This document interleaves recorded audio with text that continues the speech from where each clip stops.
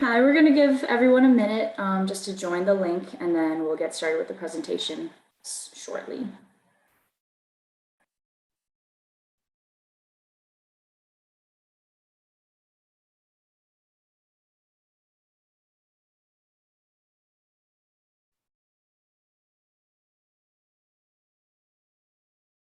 Hello, I want to welcome everyone participating in today's webinar, Not-for-Profit Reporting of Gifts in Kind, Accounting Standards Update number 2020-07.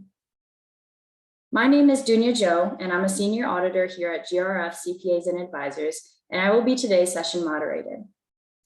I'd like to start off today with some quick housekeeping items and explain what you will need to do to earn CPE credit. Participants seeking CPE credit today must complete and submit a short evaluation survey that will appear automatically following the webinar. You'll be asked to recall these words in order to receive credit. Please write down the CPE words when they are given and hold on to them until you receive your certificate.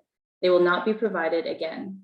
If you have any technical questions or issues during the discussion, please use the chat function to speak with our administrator for assistance. The slide deck and recording from today's discussion will be available on the event page on our website.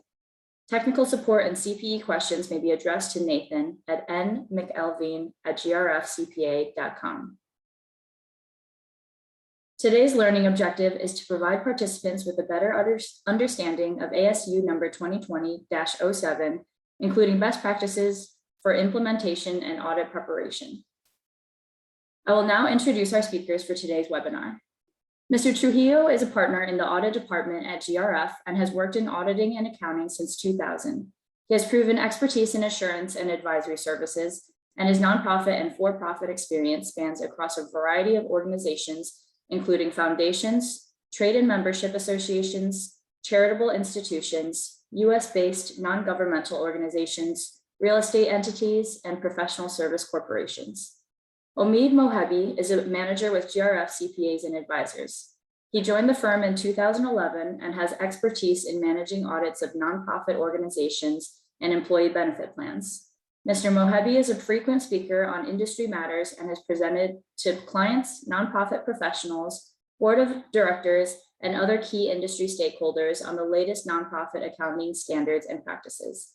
In addition, he serves as board treasurer and chair of the finance committee of a prominent nonprofit organization in Washington, D.C., where he oversees all aspects of financial control and adherence to the latest accounting standards. I'll now turn the presentation over to our speakers. Thank you, Dunya. Thank you so much for the lovely introduction, and good morning, everyone. And thank you for being present with us today on this beautiful Wednesday. Hopefully everybody gets to enjoy what we're going to be talking about with Omid. And let's get right in here with the information. So ASU 2020-07, which is the presentation and disclosures by nonprofit entities for contributed non-financial assets.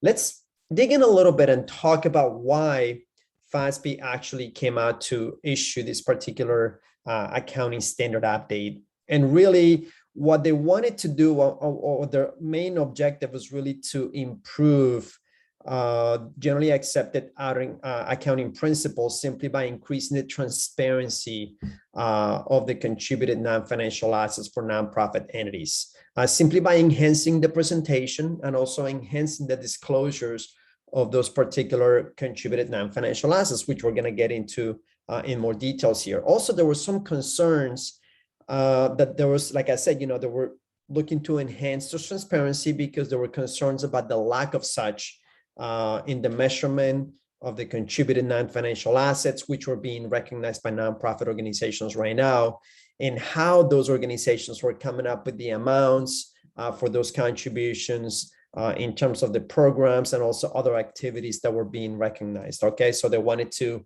once again, increase that transparency, make sure that all the nonprofits were pretty much on the same page on how those non-financial assets needed to be reported, and also improving the disclosure on those non-financial assets, which are going to get into the details of that as well. I think it's very important for organizations to think ahead on how they're going to be implementing this particular standard. Also, The contribution revenue may be presented, in the financial statements using different terms. That's one thing that the FASB and the ASU talks about. It could be, for example, it could be gifts, it could be donations, it could be grants, it could be gifts in kind, donated services, or any other items of such. So really, and another thing to point out is that non-financial assets also could include fixed assets such as land, building, equipment, and so on and so forth. So that's something key to really keep in mind. If we go to the next slide, we'll talk about some the effective dates of this particular standard. So this standard actually is effective, and it could be applied retrospectively, by the way. So what that means is, if the organization is presenting June 30, 2022 financial statements, for instance, then it also needs to go back and do the same presentation. If it's doing comparative statements, it needs to go back also and do the same presentation for its June 30, 2021 statements, okay? Now, the effective date for this is actually for periods beginning after June 15, 2021, as it says over here. So what that means is all organizations that have a fiscal year ending June 30, 22 and beyond are going to need to adopt this new standard, okay? And then, as it says over here, for any interim periods, with periods beginning after June 15, 2022 is when the standard will have to be adopted as well. So again, it should be applied retrospectively if comparative statements are being presented, and also early adoption is permitted. So a lot of our clients obviously are already doing some of this, and they might elect to early adopt this particular standard, which is totally fine. That is permissible under the new standard, and there's nothing wrong with that. So with that, I'm going to turn it to Omid, and he's going to discuss a little bit about some of the main changes. Omid? Thank you, Ricardo. Well, good morning, everyone. It's a pleasure to be with you today, and thank you for joining us on this presentation of this important accounting standard update coming on. If we could please go to the next slide. Thank you. So I'm going to start off with giving an overview of the key changes being introduced. First and foremost, on your statement of activities, the ASU will require that you show contributed non-financial assets as a separate line item from contributed financial assets. This is what the FASB refers to as disaggregation. So some of you may already be doing this on your statement of activities, some of you may not. So what you will not be allowed to do any longer is to combine all your contributed financial assets and your contributed non-financial assets and just put them in one single line and call them contributions or something similar to that. So that's one of the key changes. On the disclosure slide, on the disclosure side, you will now have to provide the detail of all your contributed non-financial assets by type. So if you receive donated services, vehicles, pharmaceutical goods, those have to be disclosed separately in your footnotes. For each type or category of non-financial asset that you disclose, you're going to have to state in your footnotes whether those non-financial assets were monetized or utilized during the year under audit or during the period under audit. What does monetize means? Well, it simply means that you sold it. So a donor, for example, will give you a contributed vehicle with no donor imposed restrictions attached to it. And as an organization, you decide that you don't want to keep it and you sell it. So you need to state for each type of contributed non-financial asset in your footnotes whether that particular type or category was utilized or monetized during the period under audit.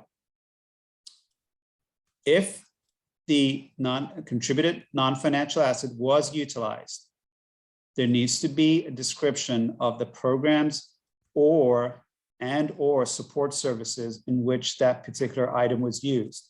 So it doesn't just have to be a program activity. You can use it for M&G or fundraising or a combination of all those support services and program activities. But there needs to be a description of those particular programs and support services. Next slide, please. So clearly, as Omid was just saying, the FASB and the ASU is looking for enhanced disclosures for sure. You can go to the next slide, but that's one of the key components of this new ASU. It's key enhanced disclosures for these non-financial assets that the organization is receiving. Thank you, Ricardo. Let's continue with some of the key changes. Now, if your organization has a policy or is going to develop a formal policy with respect to the monetization or utilization of contributed non-financial assets by type, that needs to be disclosed. Now, you might think to yourself, do we really need to have a formal policy? Our recommendation is if you don't have one and you do receive contributed non-financial assets, you put a formal policy together, even if it's just for donated services. And the reason is that you will have consistency. Everyone will know what the policy is. And it's particularly important if you receive donated fixed assets or pharmaceutical goods and so on. And it's very similar to having a formal policy with respect to contributed securities. If the organization receives contributed securities, you probably have a formal policy with respect to whether those securities are sold immediately or held onto. So it's very similar. It's good to have a policies for consistency and just so that everyone knows what they're supposed to do. Moving on with respect to disclosures, for each type of contributed non-financial assets, you need to disclose the valuation methods and the inputs that were used in arriving at the fair value that you're stating. Now, we're going to give some examples later on, but there needs to be additional disclosure. Now, some of these will be a little easy. If you have donated legal services, you'll probably get a valuation from your attorney, or the auditors may send out a confirmation request, and that confirmation response will state what the value of those services are based on the attorney's hourly rate and the number of hours they believe they spent on pro bono services. Other items of valuation may be more complicated. For example, how do you value pharmaceutical goods that were donated to you? How do you value a fixed assets that you don't even own, but you're allowed to use, for example? So you need to start digging into these items and come up with documentation to support the valuation and the inputs that were used. We're going to talk a little bit later about the concepts of principal market and most advantageous market. There may be occasions when a donor-imposed restriction restricts the use of a particular contributed non-financial asset in a particular market. For example, a donor may give you donated pharmaceutical goods or vaccines and say that these are only to be used in a specific country in Asia or in Africa or in Latin America or anywhere. Now, for the purpose of US GAAP and your US financial statements, you may not be able to use that overseas market for valuation. So you will then choose the US market or something that you believe to be the best market here as your principal market or your most advantageous market. And that needs to be stated. One other thing that you need to state for each type of donated non-financial asset is whether or not there are any donor-imposed restrictions. So if a donor or someone else gives you a vehicle and says that this vehicle can only be used in a specific program, that needs to be stated in the footnotes. One important thing to point out is that even if there are no donor-imposed restrictions, that still needs to be stated. So when we give the examples later on, you'll see that for each type of donated non-financial asset, you need to state each of the items that we just covered. Next slide, please. And again, that obviously helps, Omid, with the transparency situation that the FASB and the ASU is trying to address. They want more transparency. They want more disclosures to really let the readers of the financial statements how those contributed assets have been used and how have they been consumed, by the nonprofit organization, which is just helpful information to know. I mean, sometimes during the current standard, you're looking at the financials and you're looking at the footnotes, and it tells you what the organization is receiving as a non-cash item or an in-kind contribution, but sometimes it doesn't go into further detail about was it restricted, was it not restricted, and if it was restricted, what was the purpose, and so on and so forth. And that's what the standard is looking for. Give us more information about how those non-financial assets have been either monetized, like Omid was saying, or consumed within the program activities of the organization. Thanks, Ricardo. So we're going to give some further examples of what contributed non-financial assets are. Well, the most common kind, which many of you may already be receiving, are contributed services. You may have pro bono legal services or pro bono consulting services. So that's certainly one kind it's pretty prevalent. But let's look at some of the other ones. Fixed assets. You may be given a piece of equipment or use of a building, or even given the deeds to a building. The use of utilities. You may occupy office space and someone else pays for all the utilities, or your landlord pays for them. That's a contributed non-financial assets that need to be accounted for. Ricardo, would you like to go through some of the other types, and we can have a discussion? Yeah, absolutely. So for instance, materials and supplies, I know we touched a little bit on that, the pro bono legal services, supplies that perhaps the organization is going to have to go and purchase anyways for a fundraising event or what have you. So those will also be kinds of examples of non-financial assets. Intangible assets is another good one. I mean, I have seen clients that actually obtain free rent or free space, for office. It could be the county, it could be an individual or a government agency that comes in and basically lets them, use some of the space, for free. So again, that's all part of those non-financial assets that the organization is receiving. And like I said, the services, like the pro bono services that we were just talking about. So it's key. I've also seen organizations get inventory, for instance, they get donated books that they eventually have to distribute to particular, needed individuals, and so on and so forth. So again, that would also be examples of contributed non-financial assets, which the organization will have to recognize in a particular manner in accordance to the standards, and also have the pertinent disclosures that the ASU is now requiring, which once we get into the details here on the examples, I believe everybody's going to be able to see. And there's obviously a couple options on how the disclosures can be handled to be able to follow the accounting standard update. But, everybody will be able to see how that could be handled. Anyways, those are some good examples. And actually that takes us to our first polling question. Dunya? All right, thanks, Ricardo. Thanks, Omid. We've now come to our first polling question. Polling question number 1. Do you currently receive contributed non-financial assets? A, yes. B, no. C, unsure. Please take a moment now to answer. While participants are submitting their answers, I'll provide the first CPE word. The first CPE word is market. If you want to receive CPE credit, please jot these words down because you will need them for the survey following the webinar. Again, the first CPE word is market. M-A-R-K-E-T.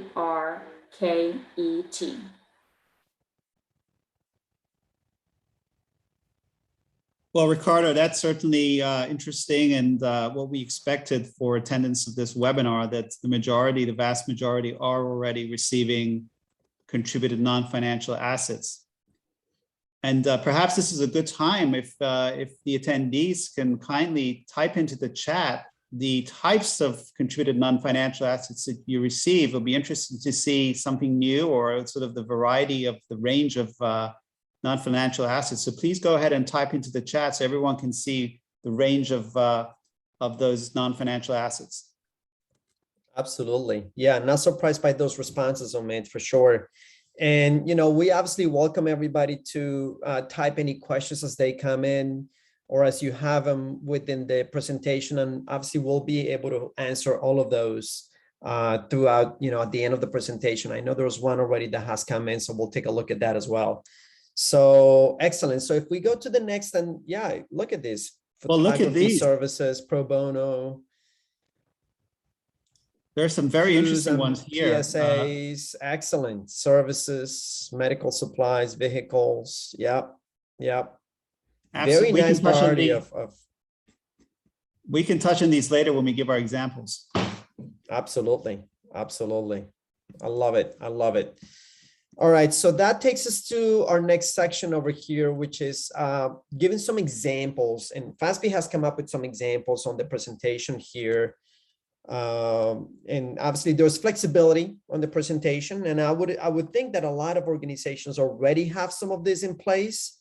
And perhaps the only thing that's needed to be enhanced is just the disclosure piece of it. So we put a couple snippets on how the FASB wants to sort of like present this, or is giving some examples on this. So if we go to the next slide, the first one is one of the formats, which is a single column format. And again, it starts with, you'll have the changes in net assets without donor restrictions at the top. You'll have the expenses, and then you'll continue on with the changes in net assets with donor restrictions at the bottom. So here, we just wanted to show really the difference between this, how it's being presented. Contributions right now under the current standard, it would just be one single line item. So as it says here, $8.6 million in contributions. But now this new standard basically comes in and says, okay, now you need to really bifurcate from that number the actual contributions of non-financial assets. So as we can see here, we have the organization reporting contributions of cash and other financial assets of 6.7, almost 6.8 million. And then it bifurcates right under that, the contributions of those non-financial assets. Obviously, the details are not going to be within the statement of activities because it's not necessary. That's what the disclosures are for, right? To really show us what the details of that 1.8 million. And then, of course, I didn't put the bottom part of this particular statement here, which is the net changes in net assets with donor restrictions. And we'll see it on the next page, but you will see below that then you're going to have the same thing happening if any of those contributions of non-financial assets were restricted for any purpose. So if we go to the next slide, actually, which is the multi-column format, then this actually show us. So on the previous slide, we would have seen the 7.4 million that's now listed under with donor restrictions. So this one is another example that could obviously be used by organizations. It's a multi-column format. And then again, you have the revenues, and then you have right under that, the types of revenue sources that it comes in. And then the contributions will be, as we can see here, the 8.6 million without donor restrictions, the 8.3, almost 8.4 million with donor restrictions, and then 17 million total. But now again, organizations need to bifurcate and really break up the composition of, okay, this is what we're getting in contributions of cash and regular contributions. And then this is the amount that we're getting in contributions of non-financial assets. And as we can see here, that's what this particular organization has done in this particular example. So again, there was a couple options, and it's a preference. It's a matter of preference. Which one tells the better story? Again, to me, it's really what people want to read. So the next page, the next slide actually then gives us detail about the quantitative, okay? Because again, there's two components. Now we're getting into the disclosures of the required disclosures under this new ASU, and there was the quantitative piece, and there was also the qualitative. I'm going to talk about the quantitative over here, and then I'm going to let Omid get into the qualitative. So here, as we can see here, and a lot of organizations are already doing this again. This is not new. It has to come in, and it really gives detail about, okay, what kinds of contributed non-financial assets were recognized within the statement of statements of activities. So here we can see this particular organization got a building, got some household goods, food, pharmaceuticals, clothing, vehicles, on and on and on and on. And also you can see here that because it is not required, but it's advised that the organization apply this retrospectively, it also shows the numbers for the 2008 or the most recent period that's being presented, in this particular case, 2008. Okay. So with that, I'm going to let Omid now. Oh, now that takes us to the next polling question. So Dunya. All right, thanks, Ricardo. We've come to our second polling question. Polling question number 2. Is your organization currently presenting contributed non-financial assets other than contributed services as a separate line item in the statement of activities? A, yes. B, no. C, unsure. Please take a moment now to answer. While participants are submitting their answers, I'll provide the second CPE word. The second CPE word is service. If you want to receive CPE credit, please jot these words down because you will need them for the survey following the webinar. Again, the second CPE word is service, S-E-R-V-I-C-E.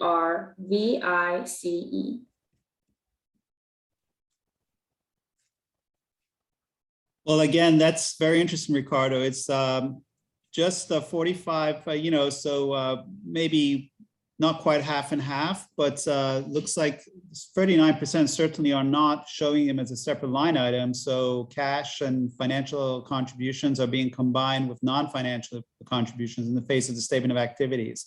So it looks like a lot of work to be done for those particular organizations. And we have the effective dates. If we remember, as we started discussing at the beginning of the presentation, it's pretty much effective right now. I mean, it became effective July 1st, 2021 for those June 30 year ends.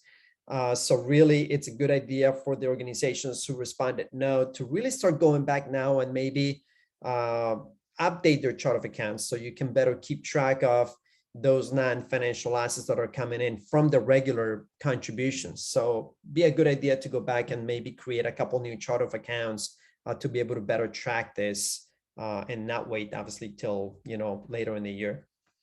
Absolutely. This is a time, even if you're 1231 and everyone needs to start looking at this now, start developing those formal policies and everything else we spoke about.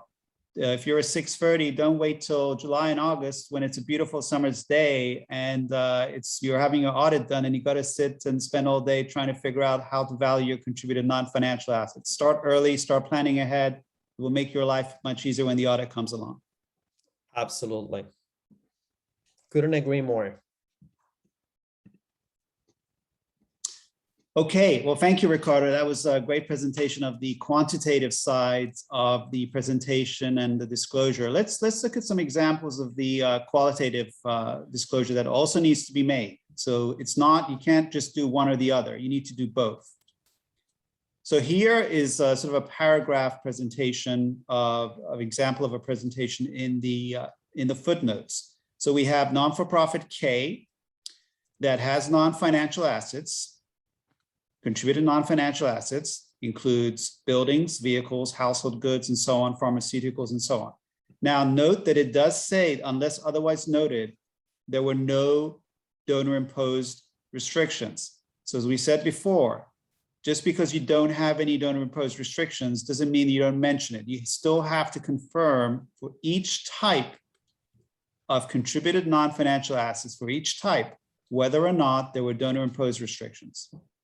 The second paragraph then goes on to talk about specific categories of the contributed non-financial assets. So the second paragraph specifically refers to the contributed vehicles.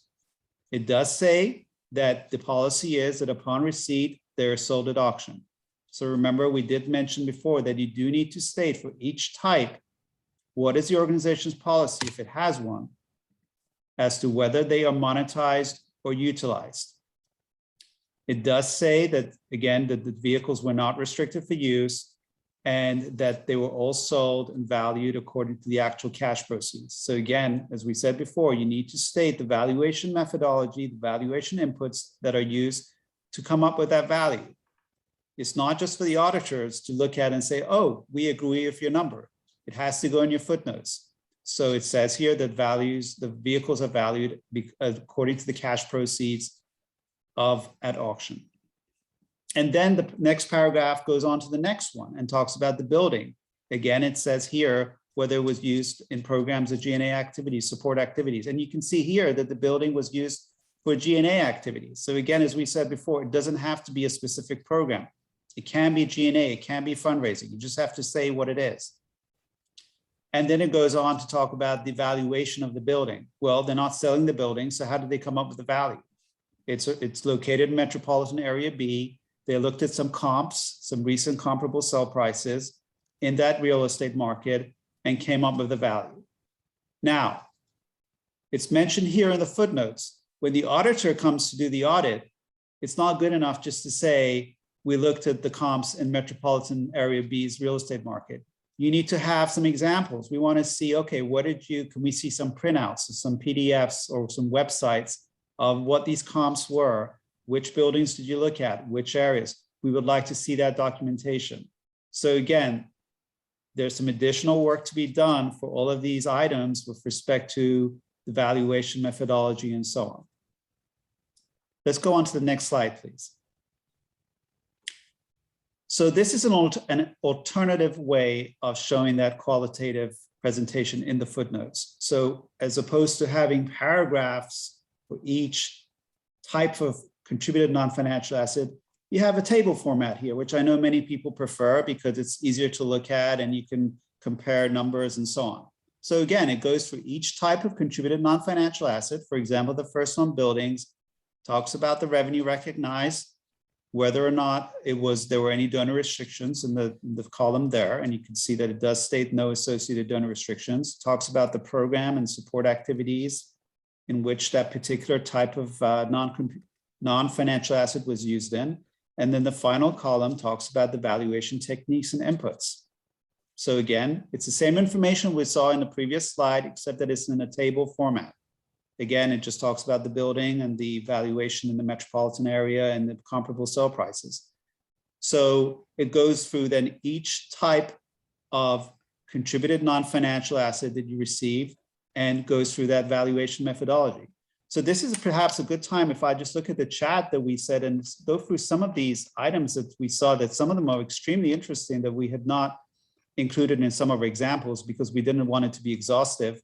Photo collection from Clayton. I mean, that's very interesting. How do you go about valuing a photo collection? I don't know if you need to get an expert from Sotheby's or from Christie's to come and take a look at it and give you, and again, it has to be a form, if it's something that is of substantial value, which it can be, depending on how historic it is, that's a pretty tricky one. I guess you get an expert to write up something and certify their expertise and their valuation. And then we have from Ann Canella, we have used cables and clamps for footbridge construction. Wow.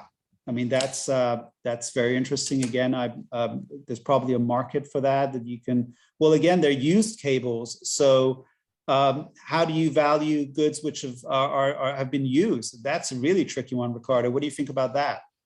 Yeah, no, that's definitely one that requires some digging into and some conversations with some experts and obviously the providers themselves, right? And maybe do some research on comparable sales and stuff like that, because that's all what's going to have to be documented here and disclosed. You know, how did the organization arrive, obviously, at that valuation? And it doesn't have to be exact, you know, but as long as it's well documented and it's reasonable, then it should be totally fine. But again, it's about going through the process and the exercise of that documentation and the due diligence of making sure that the organization really came up with something that is comparable, you know, for the valuation of those particular goods and services, you know, and being used obviously creates a little bit more of a situation where you or the organization may have to dig in a little deeper on coming up with those particular valuations.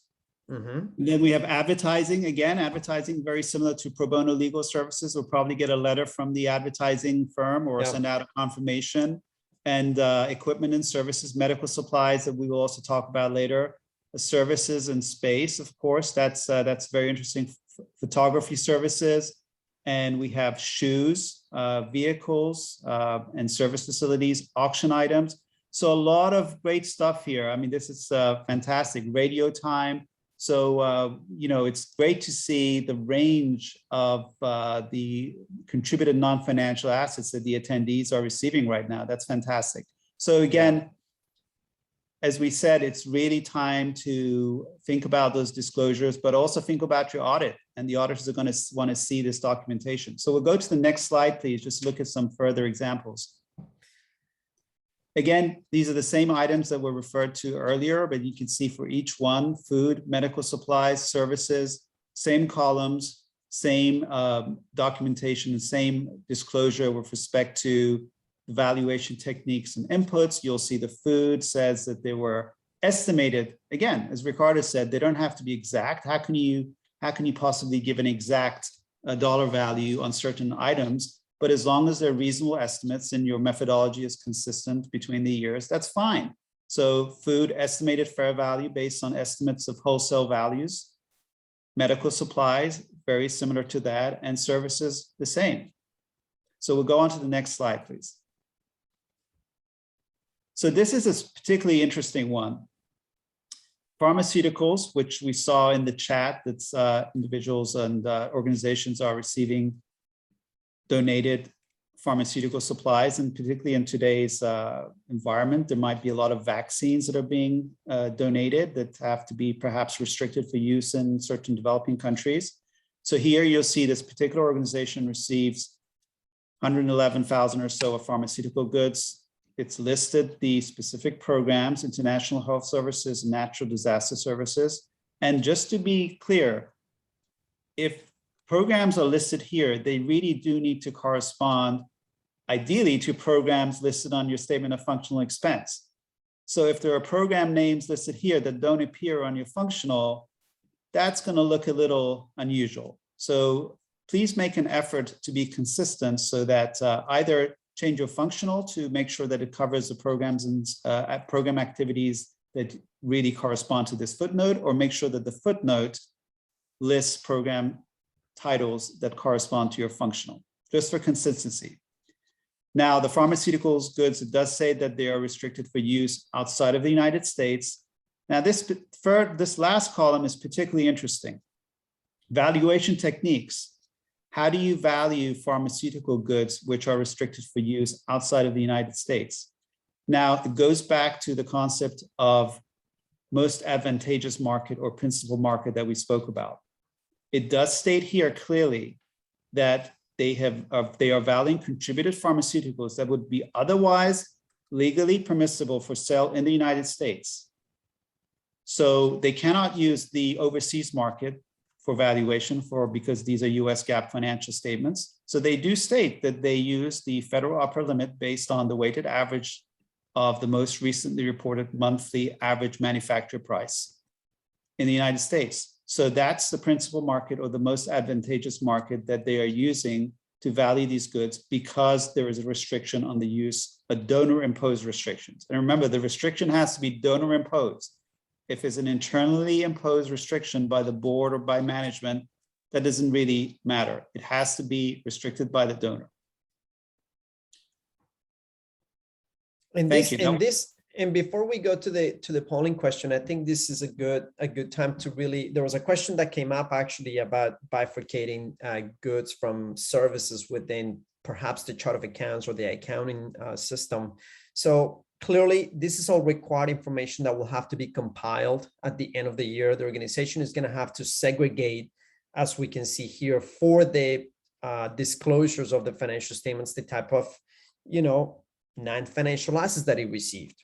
Services, goods, pharmaceuticals, what have you. So do you have to go into breaking up your chart of accounts to this level of detail? Not necessarily. I mean, I would definitely break up all these goods from services so you could keep track of that easily. But you got to keep in mind that even as you have that segregation within the chart of accounts, you still have to go into even more detail. What kinds of goods were the ones that we received? What kinds of services did we receive? Because you're going to have the detail for that, as we can see from Omid's presentation here, that those are going to have to be segregated, and all of these requirements are going to have to be disclosed within the financial statements. And by the way, from the two examples, personally, I tend to like this table format better because you have all the required information, and you can total out the total of everything from the non-financial services or contributed services that came in, and it'll obviously tie back to the statement of activity. So I personally like this a little better. So anyways, I'll let now Dunia get into the next polling question. All right, we've now come to our third polling question. Polling question number 3. Does your organization have the information for the qualitative disclosure requirement for non-financial contributions? A, yes. B, no. C, unsure. Please take a moment now to answer. While participants are submitting their answers, I'll provide the third CPE word.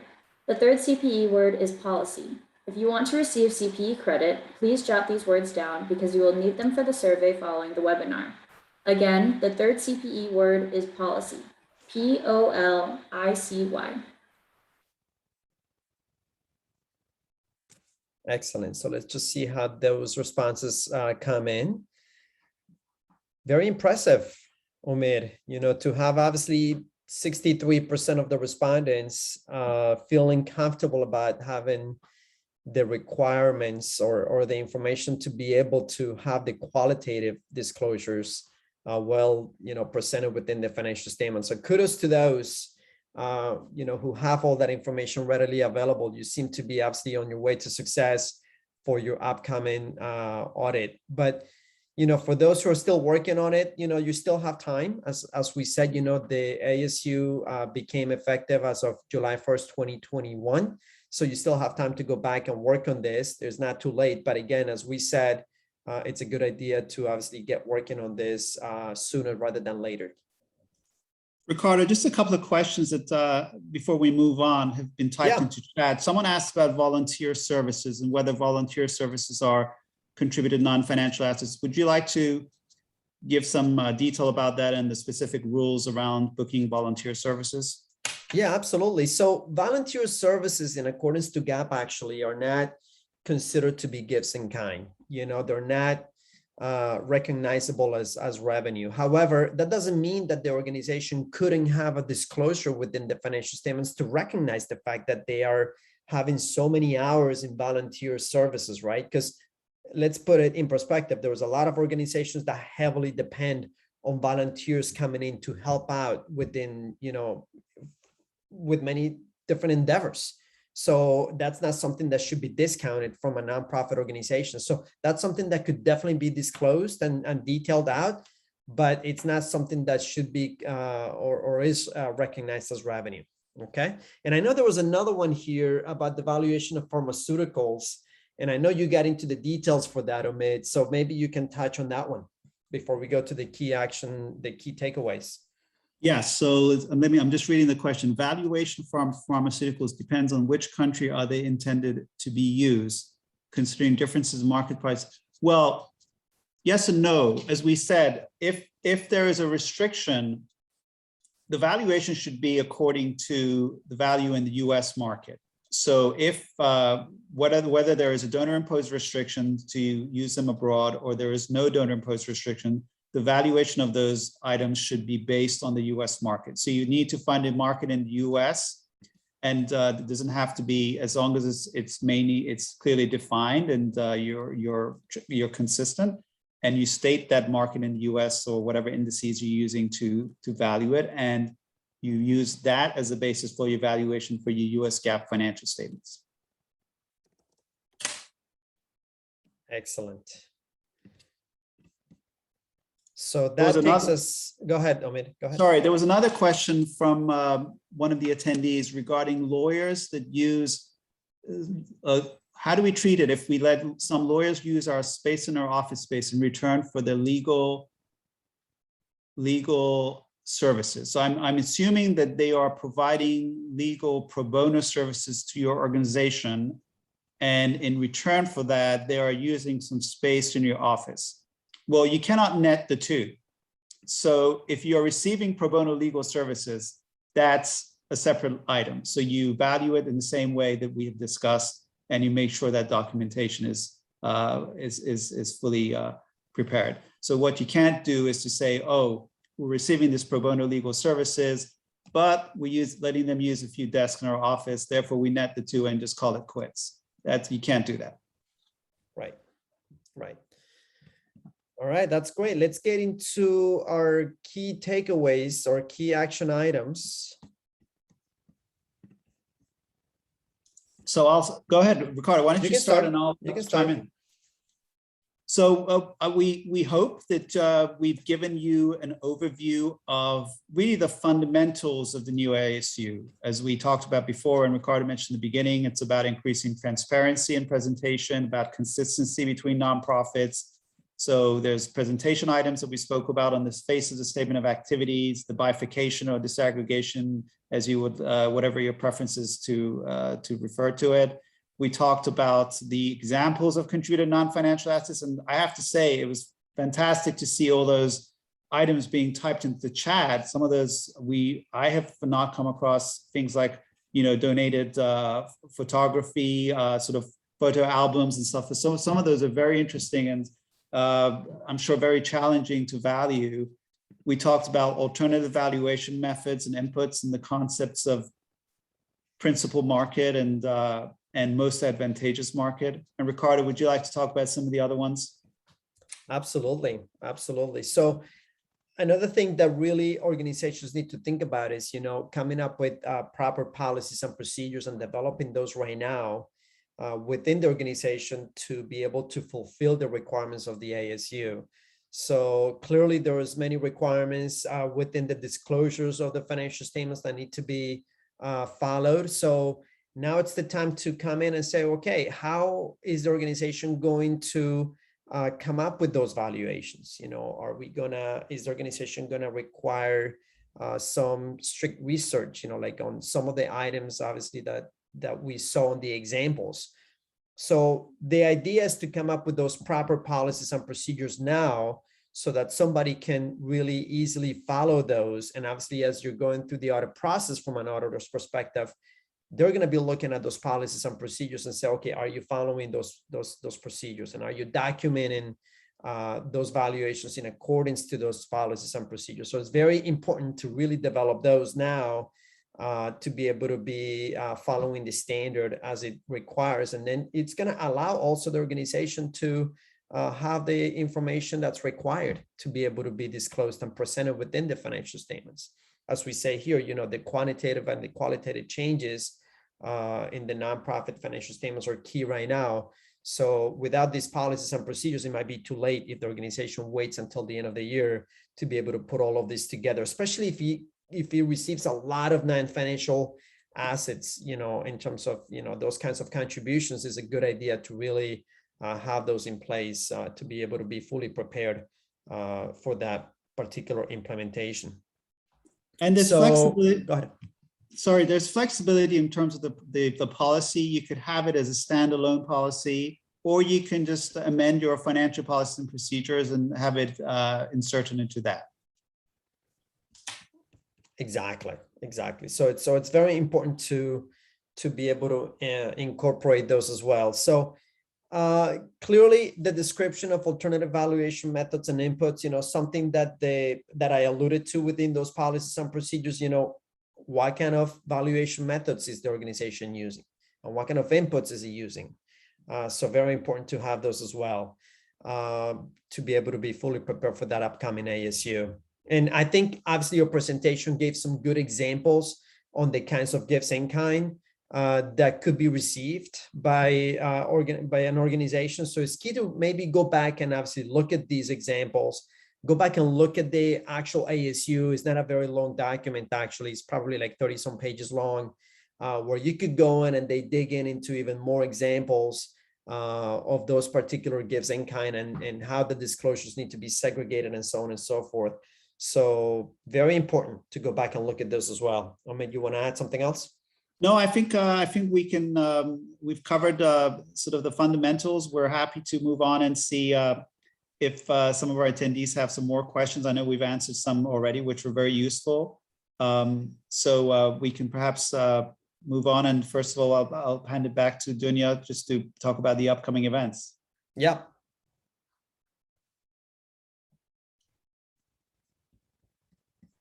Some of the upcoming events are the Definitive Guide to Accounts Receivable Automation webinar, a 3-part virtual workshop series, ERM in nonprofit organizations, Indirect Rate Toolkit webinar services or series part 2, subpart E, cost principles under UG, and then a webinar for dynamic AR solutions to overcome the AR customer disconnect. We would now like to answer some more questions that we received from the audience. If we can go to the next slide. One question is, what will the auditors be focusing on in terms of documentation to support the valuation and disclosure of contributed non-financial assets? Excellent. Thank you, Dunya. I think I can take that one. So that's key. And I know we've been alluding to the required documentation that auditors are going to be looking for on how organizations are coming up with the valuation of those particular gifts in kind. And again, it could be reports from experts. It could actually be the same an invoice, for instance, from the photographer. We saw the example of photography services, so obviously they will be well versed in knowing how much the value of those services are. However, if the organization still believes that it needs to go back and maybe double check with other providers, obviously that would be good, and the more documentation that's within the file, it's better, for auditors to come in and really corroborate how those contributions or how that revenue is being recognized. So that's key. Just go back and from there, the organization needs to really create those policies and procedures. As I said, is it going to require 3 sources of evidence, for instance, to be able to arrive at a good, valuation for those particular goods or services? So whatever policy the organization comes up with, that's what's going to be audited. But at least you got to have one source documentation to be able to provide some kind of evidence on where the valuation is coming from. I mean, do you agree? Absolutely agree. Great response, Ricardo. We just had another question come in through the chat. It says, are donations of securities also subject to these disclosure rules? Well, the donations of securities are not considered non-financial assets. They're considered financial assets. And there are specific rules about the disclosure and presentation of specifically the presentation of donation securities and specific rules with respect to the treatment on the statement of cash flows, mainly whether they are sold immediately or almost immediately, or whether they're held on to. So we're not going to go into those detailed rules now, but certainly they are regarded as financial contributions, and therefore, although there are specific rules about those, they're not subject to the rules that we spoke about today. Exactly. I would agree with that. They require a little bit of a different disclosure within the financial statements, which is another topic of conversation. But for this particular topic, the organizations do not have to worry about segregating those within the statement of activities. Thanks for your responses, Ricardo and Omid. Another question is, what happens if the auditors disagree with our valuation of certain contributed non-financial assets? I'll take that. Thank you, Dunya.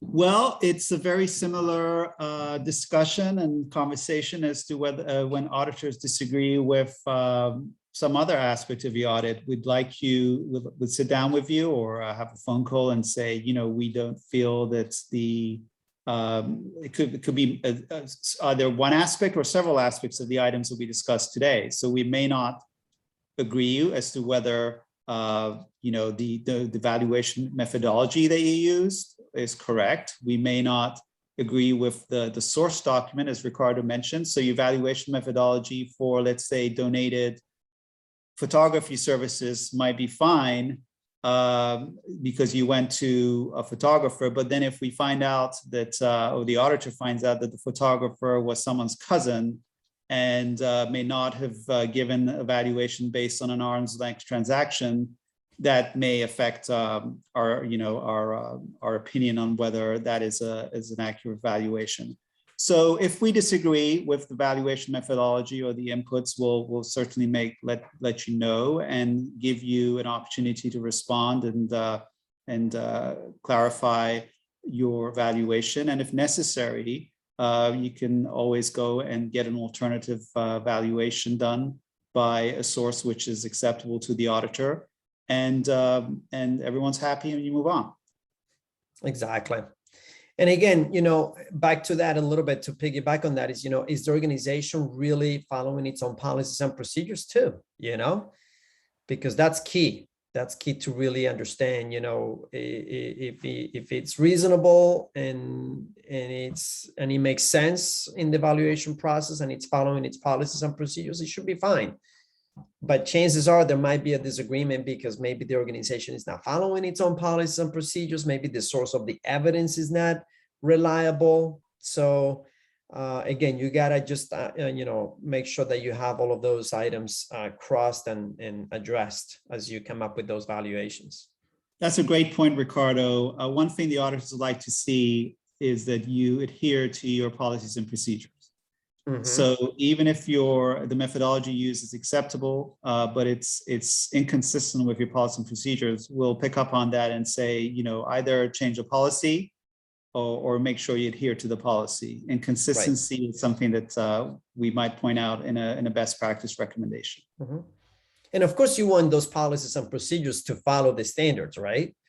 You want to make sure that it's all, in accordance to the generally accepted accounting standards and stuff like that. So something to keep in mind as you go through that. Any other questions, Dunia? We'll take one more question before wrapping up the webinar. If we are already showing contributed non-financial assets as a separate line on our statement of activities, does this new ASU really affect us? Excellent question. I'll get started on the answer, and then I'll let Omid sort of like pitch in towards the end. You're halfway there, but you're halfway on the easy part of the adoption of the standard. Now the organization will have to go in and dig in a little deeper to fulfill the requirements from the disclosure perspective. Chances are the organization already has the quantitative aspect of the standard already figured out, but it's that qualitative that I think it's going to take a little more work, because as we discussed during the presentation, it requires more information to be disclosed within the financial statements on those non-financial assets. So I think, you got that piece done already within the statement of activities. You probably have the quantitative piece already within the disclosures. Now, chances are the organization is going to have to work on the qualitative that is part to make sure that it fulfills those standards. Okay. I know there was one last question that came in about what's the best way to record donated security licenses with computers that are to be used within a year by the recipient of the computers.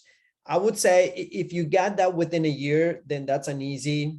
You're going to obviously record the revenue and the expense because it's going to be consumed within a year. So that's totally fine. If the license, however, spans over multiple years, then you obviously have an intangible asset, or a fixed asset, that is an intangible asset that's going to be utilized over multiple years. So you would probably capitalize that license, and then you're going to amortize it over the life of the license agreement. Okay, so hopefully that makes sense. All right. And well, I think that go ahead. Yeah, go ahead, Dunia. With that, we would like to thank everyone for attending today's discussion. We encourage you to follow us on social media at GRF CPAs and visit our website at www.grfcpa.com for upcoming events and alerts. And as a disclaimer, please remember to complete the survey that will appear automatically following the session if you would like to earn CPE credit for attending today's discussion. Thank you again, and have a great day. Thank you, everyone. Thank you, everyone. Take care.